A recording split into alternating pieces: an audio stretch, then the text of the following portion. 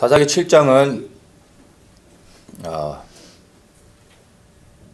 여러 가지 이제 스토리들이 나옵니다. 기드온의 300용사가 선발되는 그 과정이 이야기로 이제 소개가 되고, 그리고 기드온이 이 300용사와 함께 싸워서 승리하는 기드온의 이야기가 이제 마무리 되어지게 됩니다. 이 말씀을 나눌 때 하나님, 기드온의 하나님, 나의 하나님, 이런 제목으로 말씀을 나누려고 합니다. 여러 가지 이야기가 나오는데 우리가 이 7장의 전체적인 이야기를 나눌 때 전체 스토리를 하나로 연결시켜주는 단어가 있습니다. 그것이 단어가 하나님입니다. 그래서 모든 스토리 안에 이 말씀을 우리가 나눌 때 하나님을 여러분 대입시키시면 오늘 이 메시지가 큰 맥락 안에서 우리가 이제 하나님이 주시는 말씀들을 발견할 수 있습니다. 이 내용들을 한번 살펴보도록 하겠습니다. 이제 첫 번째 이제 등장하는 이야기가 우리가 잘 알고 있는 하나님께서 기드온의 300용사를 선발하는 그러한 과정이 이제 우리에게 소개가 되어집니다. 2절을 한번 보겠습니다. 여호와께서 기드온에게 이르시되 너를 쫓는 백성이 너무 많은즉 내가 그들의 손에 미디안 사람을 붙이지 아니하리니 이는 이스라엘이 나를 거스려 자긍하기를 내 손이 나를 구원하였다 할까 함이니라. 하나님께서 이제 싸우러 나가야 될 하나님의 이제 군사들이 모여 있는데 32,000명이 모였어요. 근데 너무 많다고 말씀하십니다. 이 기드온의 용사들이 나가서 싸워야 되는 미디안의 연합군대들이 8장에 보면 13만 5천 명이라고 나옵니다. 그러니까 13만 5천 명 대 3만 2천 명이 많은 겁니까? 하나님은요, 이게 너무 많다고 하십니다. 그래서 숫자를 줄여야 된다고 말씀을 이제 하시는 것입니다. 상식적으로 우리가 전쟁에 나갈 때, 특별히 이 고대 시대, 오늘날 같이 전략 무기가 있는 게 아닌 이상 싸움에 나갈 군사들이 많으면 많을수록 사실은 좋은 겁니다. 그리고 3만 2천 명이 지금 13만 5천 명을 상대해야 되는데 결코 많은 게 아니죠. 하나님의 수의 계산은 우리와 다른 겁니다. 너무 많다고 말씀을 하십니다.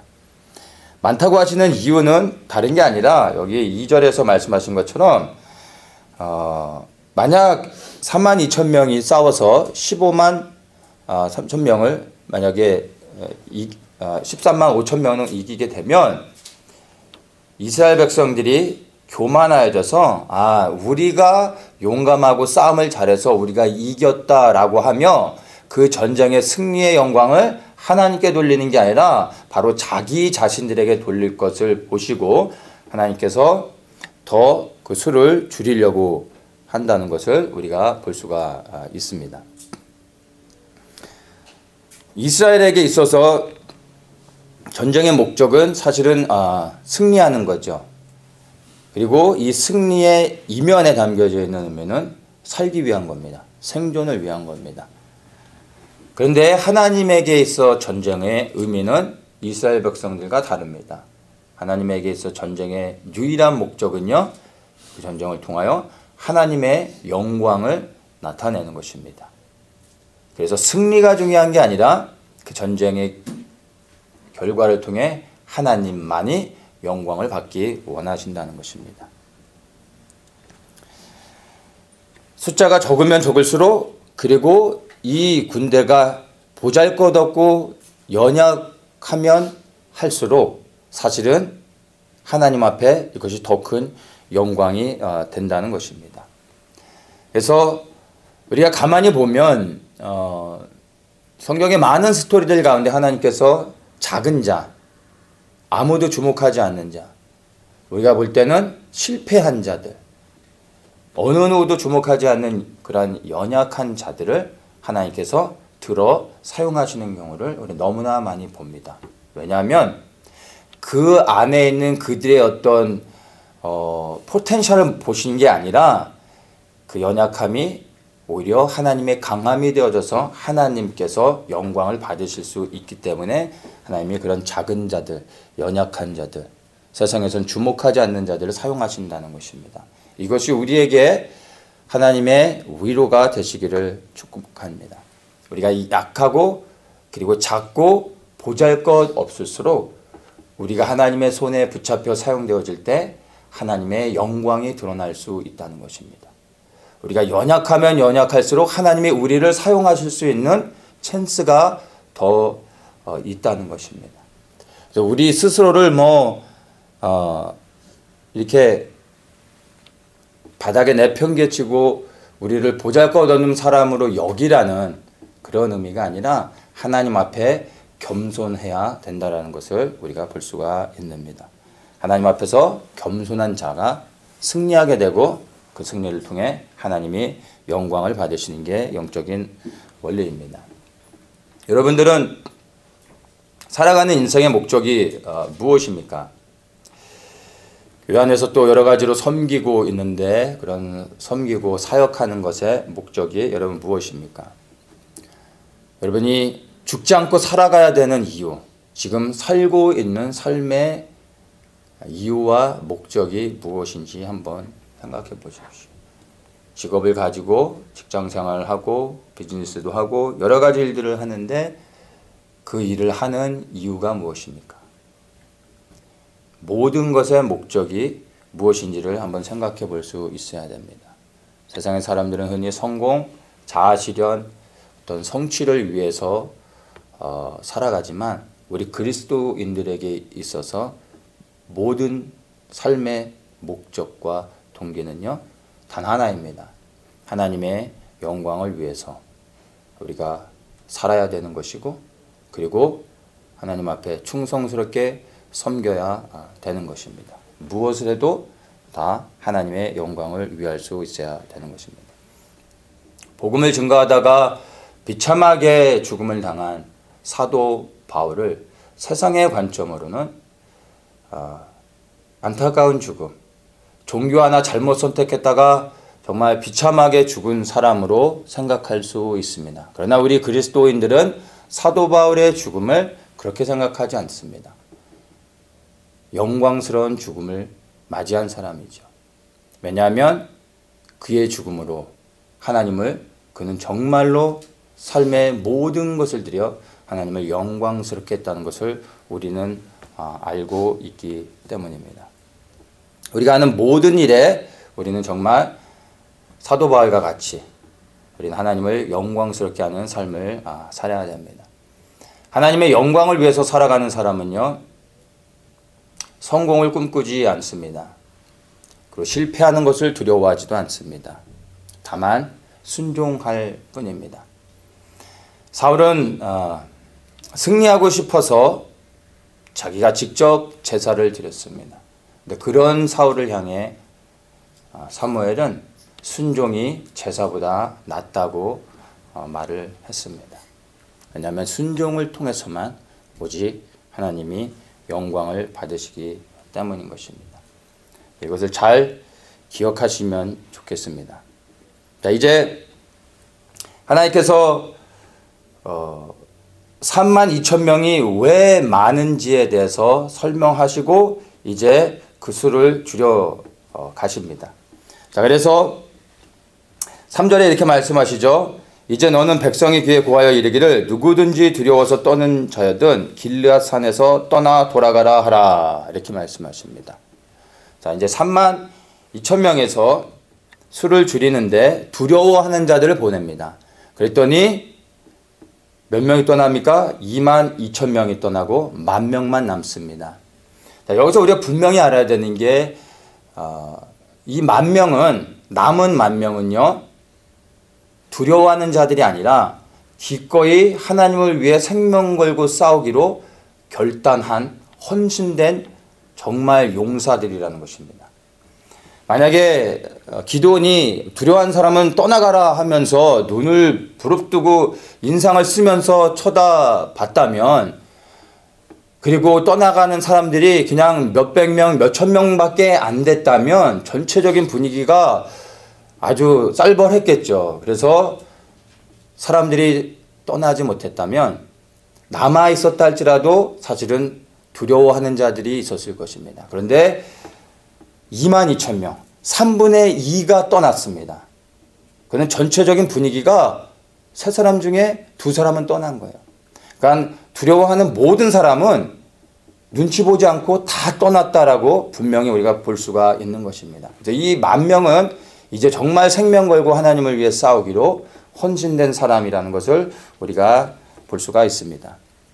자, 그래서 이 10,000명을 가지고 이제 하나님께서 싸움을 하시는가 했더니 4절에 보면 하나님이 또 이렇게 말씀하십니다.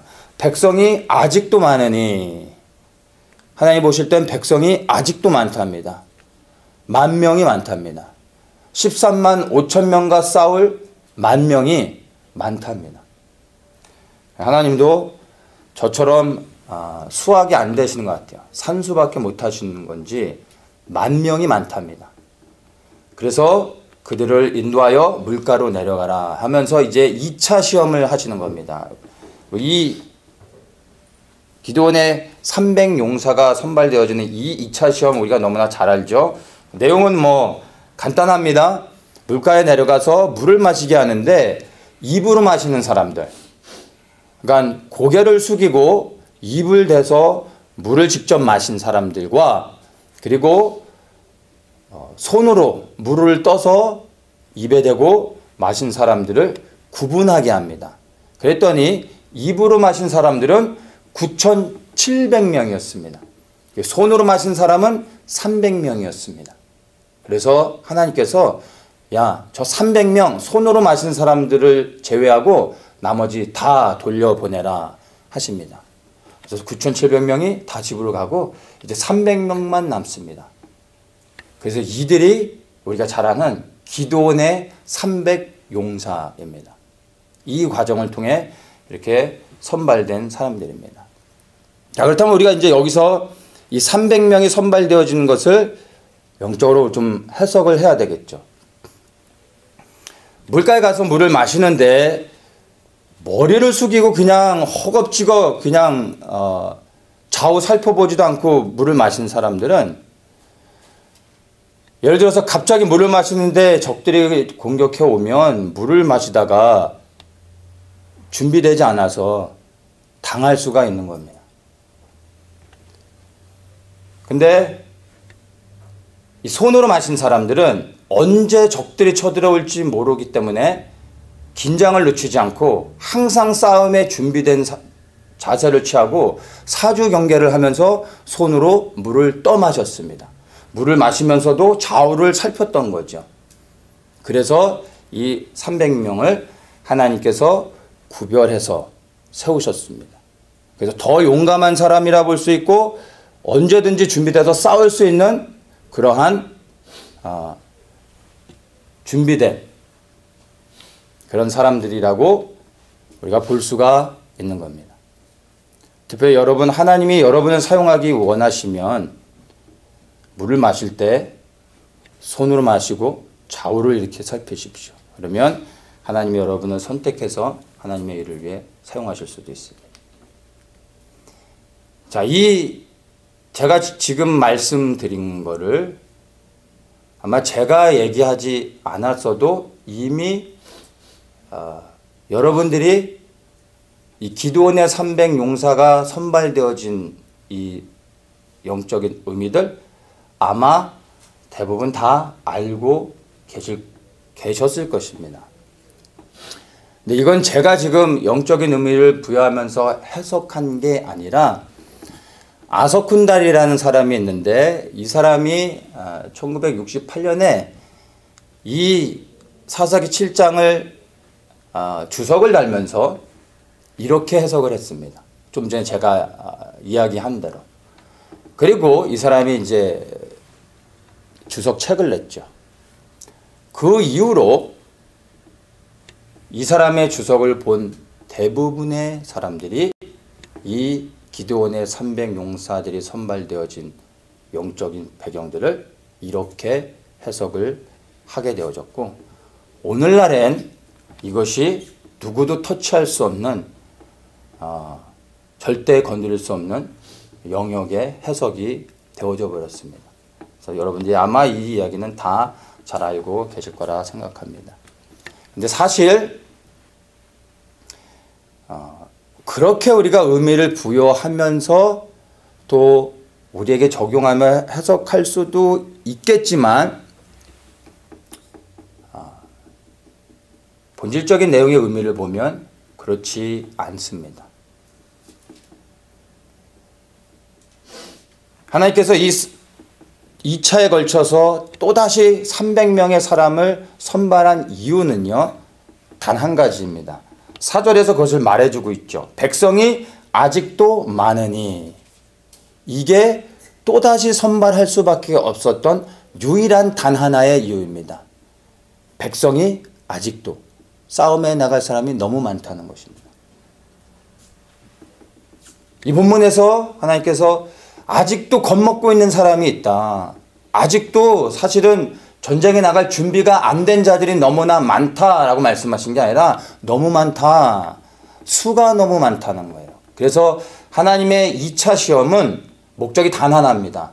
사람의 수를 줄이기 위한 것이었습니다. 그게 유일한 이유였습니다. 더 용감한 사람, 더 싸움 잘하는 사람, 항상 사주경계를 잘하는 사람, 손으로 물을 마시는 사람을 선택하려고 했던 것이 아닙니다. 우리가 분명히 알아야 되는 것은 이 남은 10,000명은 하나님을 위해 이미 생명 걸고 싸우기로 했던 사람들이라는 것입니다. 이들 안엔 가짜는 없고 다 하나님을 위해 헌신된 사람들이었습니다. 우리가 이 300명에게 어떤 특별한 영적인 의미를 부여하고 그 안에서 뭔가 우리가 해석하고 발견하려고 하다 보면 이 실제 하나님께서 이들을 선택했던 본질적인 이유에서 벗어나게 되어질 수 있어서 제가 이것을 말하려고 하는 것입니다. 하나님의 목적은 단 하나였습니다. 그냥 숫자가 너무 많아서. 많으면 이게 하나님의 영광을 가릴 수 있기 때문에, 자기들을 자랑할 수 있기 때문에 하나님께서 수를 줄이기 위해서 이들을 그렇게 구분했다는 것입니다. 만약 물에다 입을 대고 마신 사람들이 300명이었으면 하나님은 그 사람들을 택했을 것입니다. 왜냐하면 그들이 더 적었기 때문에. 여기에 영적인 의미를 부여하는 순간 하나님이 이들을 선택했던 그 하나님의 의도에서 우리는 벗어나 다른 해석들을 하게 되어지고, 하나님의 왜 이들을 또다시 선발해서 적은 인원을 뽑으려고 했는지에 대한 본질적인 이유에서 벗어나 다른 것들을 우리가 생각하게 되게 됩니다.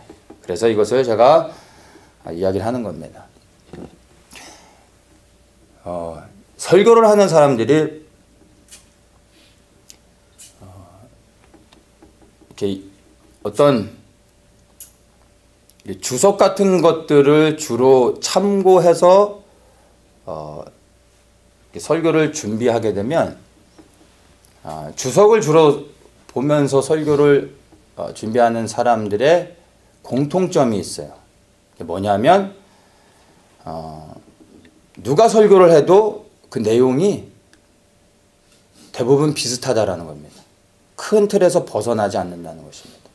왜냐하면 그 주석의 흐름 안에서 그냥 따라가기 때문입니다. 그렇게 하게 되면 성령이 각 사람에게 말씀하시는 각 사람의 독특함과 그 사람의 성품과 그 사람 안에만 하나님이 주신 영적인 그 특별한 것들이 있는데, 성령님만을 의지하지 않고 그 외에 다른 것들을 생각하고 보고 그것들을 의지하는 순간 나와 성령님의 관계 안에서 뭔가가 중간에 가로막고 있는 순간 성령 하나님이 내게 직접 말씀하시는, 나에게만 말씀하시는 그 독특함들을 우리는 들을 수 없게 되어지는 겁니다. 자, 단순히 이 설교하는 것들을 이야기하는 게 아니라 이게 우리 모두에게 적용되어지는 것입니다.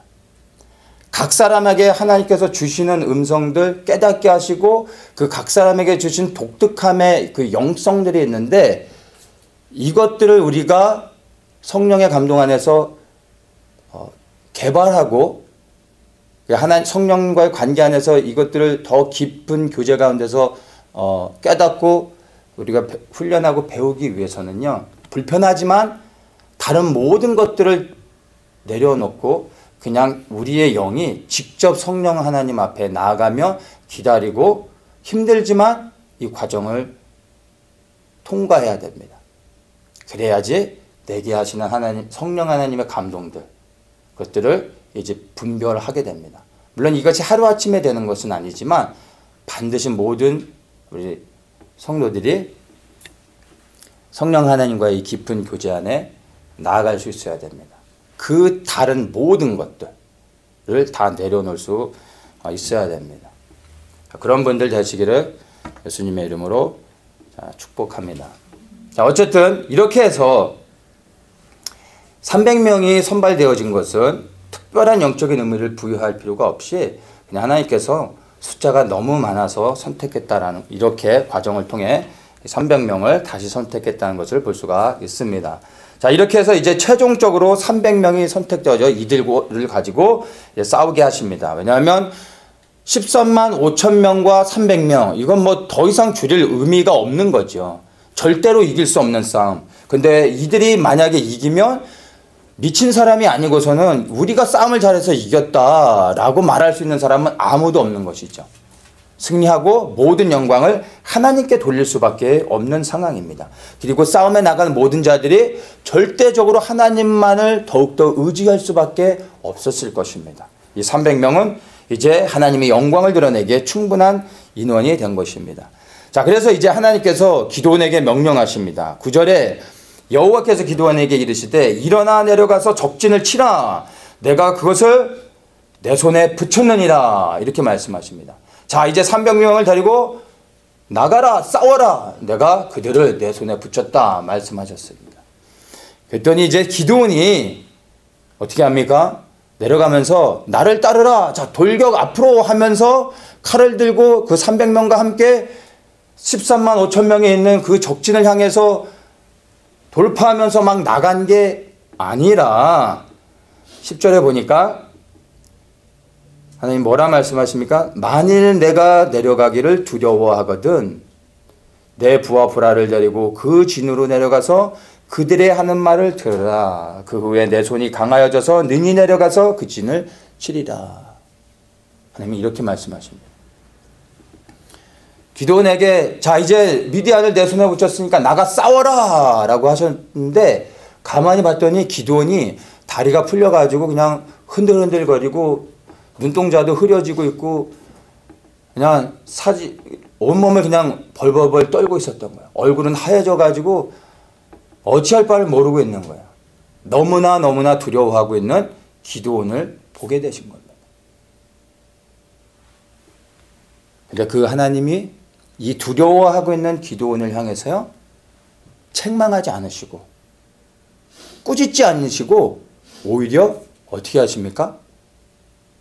또 그를 품어주시고 기다려주십니다. 다시 한번 그에게 기회를 주십니다. 그래서 야, 내가 이렇게 두렵거든. 내가 기회를 줄 테니까 정탐을 한번 가라. 그 정탐을 가면 네가 용기를 얻을 수 있는 말을 들을 수 있을 거다. 그리고 힘을 얻어 이제 싸움을 해라. 라고 하나님께서 이 기드온을요, 책망하지 않으시고 다시 기회를 주시면서 보내십니다. 놀라운 건 그래서 기드온이 진짜로 이제 미디안 진에 내려갔더니 우연찮게 이 미디안 사람들이 하는 이야기를 듣는 거예요. 이 사람들이 꿈을 꿨는데 어떤 사람이 그 꿈을 이야기합니다. 13절에 내가 한 꿈을 꾸었는데 꿈에 보리떡 한 덩어리가 미디안진으로 굴러 들어와서 한 장막에 이르러 그것을 쳐서 무너뜨려 엎드려지니 곧 쓰러지더라 이야기를 했어요. 야, 이 꿈이 뭐지? 나는 이게 무슨 꿈인지를 모르겠어 했더니 그 옆에 들은 친구가 미디안 사람이죠. 그 꿈을 해석해 주는 거예요. 미디안의 요셉인 거죠. 자, 14절에 그 친구가 이 꿈을 해석해 줍니다. 야, 이거는 다른 것이 아니라 이스라엘 사람 요아스의 아들 기드온의 칼날이야. 이것이 하나님이 미디안과 그 모든 군대를 그의 손에 붙이신 거다. 아, 이건 기드온의 용사들이 꿈꾸고 해석한 게 아니라 이건 미디안 사람들, 적진들이 그 꿈을 듣고 이 꿈을 이렇게 해석을 하는 거예요. 야, 우린 다 끝났어. 우리 이제 죽는 거야. 우리는 완전히 패배야. 라고 이 사람들이 자기들이 꿈꾸고 자기들이 해석하는 거예요. 이 이야기를 들은 기드온이 여기서 힘을 얻어 다시 돌아와 이제 힘을 얻고 나가 싸워서 승리하게 되는 것을 우리가 이야기를 통해 볼 수가 있게 됩니다. 여러분들 이 기드온의 지금 이 이야기를 들으면서 무엇이 생각납니까?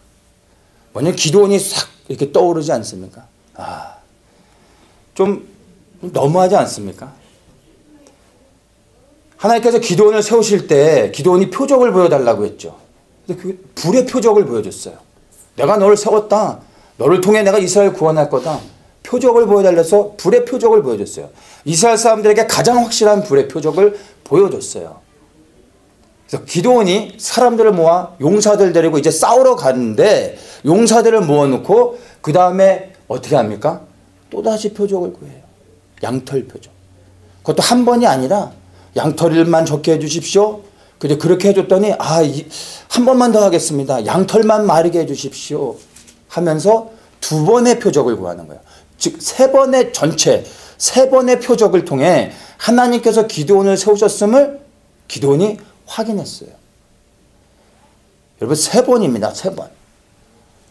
한국에 3번이면 그 다음엔 더 이상 물어보면 안 되잖아요. 3, 4판. 3번이면 충분하잖아요. 이 3번의 표적을 봤는데 기드온이 지금 여기서 이제 나가 싸우라 라고 하나님 하셨더니 여기서 또 두려워 떨고 있는 거예요. 표적을 3번이나 봤는데. 이쯤이 되면 여러분 같으면 어떻게 하시겠습니까? 너무하지 않습니까? 정말 기드온은 소심한 사람이에요. 그 사람은 사실은 용사가 아니에요. 사사가 될 자격이 없죠. 겁 많은 사람, 의심 많은 사람. 어떻게 이런 사람이 사사가 됐는지 사실 좀 이해가 안 가죠.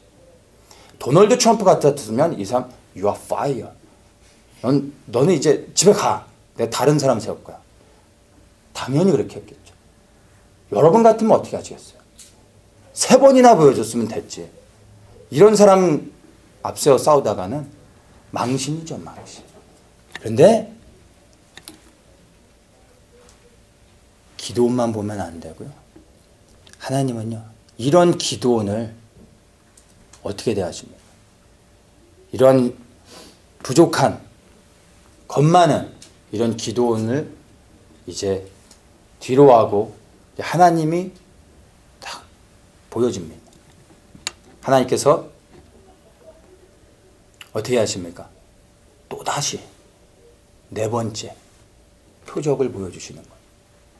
그리고 그가 용기를 얻어 다시 힘을 얻어 나가 싸울 수 있도록 기회를 주시고 또 기다려 주시는 겁니다. 인내해 주시는 것입니다. 또다시 믿어 주시는 것입니다.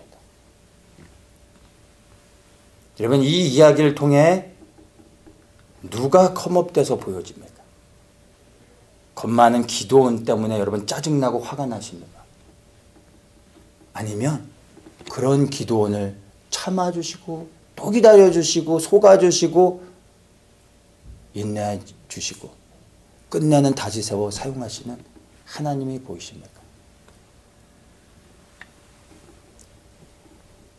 저는 사실 오히려 기드온이 고마워요. 만약 기드온이 정말 모든 스펙을 다 갖춘 완벽한 사람이었다면 우리는 이 이야기를 그냥 아주 쉽게 끝났을 거예요. 하나님이 기드온을 세우셨다. 정말 완벽한 기드온이 승리했다. 끝.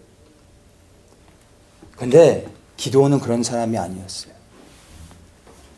그래서 이 연약한 기드온, 또 실수하고 의심하고 걱정하고 두려워하는 이 기드온을 통해 우리는 무엇을 봅니까? 하나님의 신실하심을 보는 거예요. 하나님의 선하심을 보는 거예요. 또 참아주시고 인내하시고 속아주시고 또 기다려주시고 그리고 다시 세워주시는 하나님의 선하심, 참 좋으신 하나님을 보게 되는 것이죠. 저는 이 하나님이 너무 좋아요. 그리고 이 하나님이 정말 얼마나 신실하신지를 이 기드온의 하나님을 통해 다시 한번 확신하게 됩니다. 근데 이 하나님이요, 우리가 아는 것처럼 그분에게 유일하신 독생자를 나를 위해, 우리를 위해 이 땅에 보내주신 너무나 좋으신 하나님이라십니다. 용사들은 자기를 인정해주는 주군을 위해 생명을 거는 겁니다. 이 기드온의 하나님 정도면 생명 걸고 그분을 위해 살만하지 않겠습니까? 나를 인정해주고 또다시 품어주고 사랑해주고 그리고 믿어주시는 이 하나님을 위해 생명을 드리는 게 무엇이 아깝겠습니까? 그래서 저는 정말 나의 이 하나님을 위해 내가 오해를 받고 좀 고난을 당하고 어려움을 당해도 혹 내 생명을 빼앗기는 일이 있다 할지라도 저는 이 좋으신 하나님으로 인하여 조금도 후회하지 않고 하나님을 위해서 하는 게, 내 생명을 드리는 게 저에게는 큰 영광이고 감사일 뿐입니다. 여러분에게도 이 기드온의 하나님이 여러분 한 사람 한 사람의 하나님이심이 믿어주시길 축복합니다. 이 좋으신 하나님을 위해 삶을 드리고 생명을 드려 이 하나님을 위해 사시기를 축복합니다.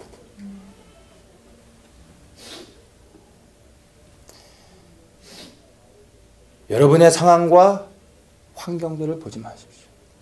나의 그 어떠함들, 나의 그 연약함들, 내 안에 있는 수치와 아픔들, 그런 것들은 중요하지 않아요.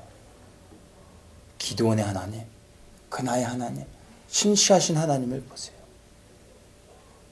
그게 우리에게 소망이 되는 겁니다.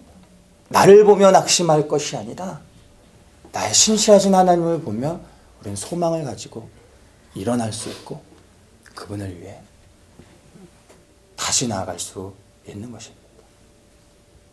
나를 주목하지 마시고 나의 좋으신 그 하나님을 바라보면서 일어나시길 예수님의 이름으로 축복합니다.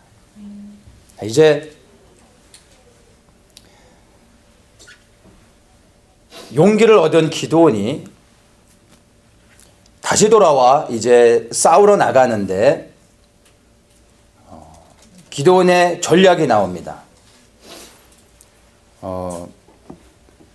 원래는 하나님께서 적진을 치라 이렇게 말씀하셨죠. 그러면 이제 300명의 용사와 함께 칼을 가지고 나가서 싸우는 그런 그림이 그려져야 되는데 기드온이 다른 전략을 씁니다. 우리가 잘 아는 항아리 전법이죠. 항아리 전법이라는 건 제가 그냥 하는 얘기고, 근데 이들과 싸운 것들을 보면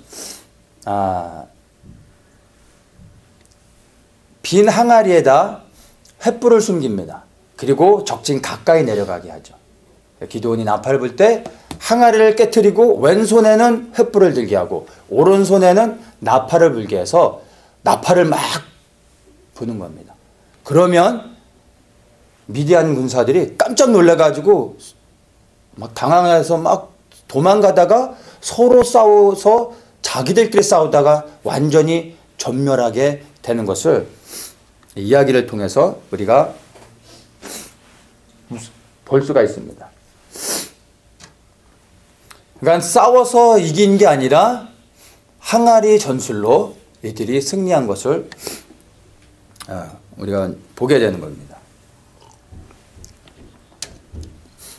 기드온의 이 300용사가 싸워서 승리한 이 항아리 전술, 우리가 또 기드온 하면 잘 알고 있는 내용이죠. 그래서 이것을 또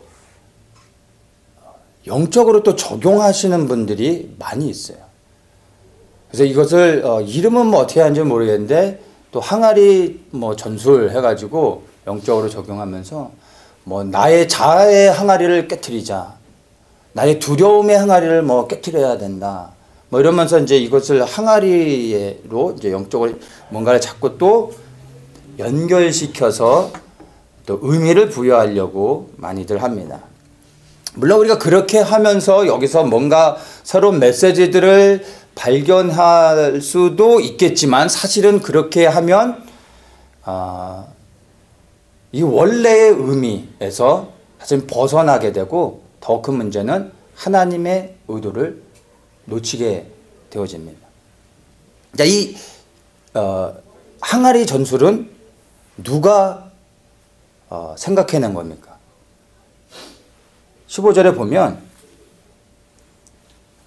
기드온이 돌아와서 이제 군사들에게 일어나라, 여호와께서 미디안 군대를 너희 손에 붙였다 하면서 16절에 300명을 따로 세우고 각 손에 나팔과 빈 항아리를 들게 합니다. 이것은 하나님이 항아리 전법으로 해라, 그러면 이길 수 있다 라고 기드온에게 아이디어를 주신 게 아니라, 하나님의 아이디어는 뭐예요? 돌파하라, 나가 싸우라 였어요. 근데 이 항아리 전술은 기드온이 생각해낸 기드온의 방법이었습니다. 그래서 여기에 우리가 특별한 영적인 의미를 부여할 필요가 없다는 것입니다. 여러분, 그 신사도 사람들이 손수건 사역을 합니다. 들어보셨습니까? 손수건 사역. 사도 바울의 손수건만 만져도 막 병이 났고 귀신 떠나가고 막 그런 것들을 성경에서 보면서 이 신사도가 손수건에다가 자기가 안수합니다. 성령의 역사와 기름 부심이 임할 수 있도록. 그리고 그 손수건을 만지면 귀신이 떠나가고 병이 낫는다고 하고, 손수건으로 사람의 얼굴을 치고, 또 재미난 건 그러면 또 넘어가요. 그리고 자기 자켓에 안수하고 자켓을 벗어 던집니다. 사람들은 모여서 막 그 자켓을 만지려고 하고 자켓을 덮으려고 하고. 그렇게 해서 만약에 혹 한두 명이라도 또 치유가 되면 그 다음부터는 어떻게 되는지 아십니까? 만지는데 100불, 한번 입어보는데 1000불, 렌트해서 다음날 가져오면 10,000불, 이렇게 되어지는 겁니다. 물론 제가 입는 이 자켓을 통해 성령이 역사하실 수 있어요.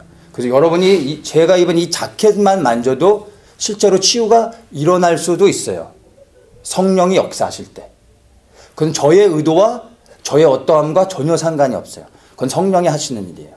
근데 그렇게 한번 그런 일이 일어났다고 해서 그 다음부터 제가 자꾸 자켓에 안수하고 자켓을 통해서 능력이 나가도록 인위적으로 뭔가 하는 순간 성령의 자유롭게 역사하시면 깨어지는 겁니다.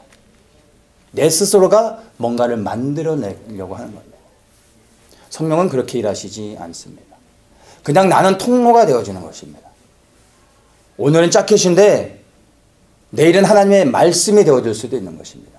아니면 직접 성령 하나님께서 여러분의 심장 가운데 임하시면서 여러분을 치유하고 회복하시고 깨닫게 하실 수도 있는 겁니다.